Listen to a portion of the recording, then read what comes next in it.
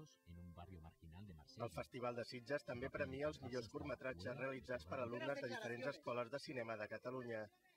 Enguany el Premi Nova Autoria al millor guió ha estat pel curtmetratge Bowman, un curt de ficció realitzat en format documental que explica la història d'un home que té la capacitat d'aparèixer dins de pel·lícules de cinema clàssic i substituir els seus protagonistes, un fenomen que acabarà trasbalsant el món. Millones de copias VHS domésticas de la película Con faldas y a lo loco amanecían con fotogramas manipulados. Cinéfilos de todo el mundo no daban crédito a lo que veían. No teníem gairebé pressupost per fer-la. Teníem, amb 100 euros vam fer tot el que vam poder i amb molt pocs recursos.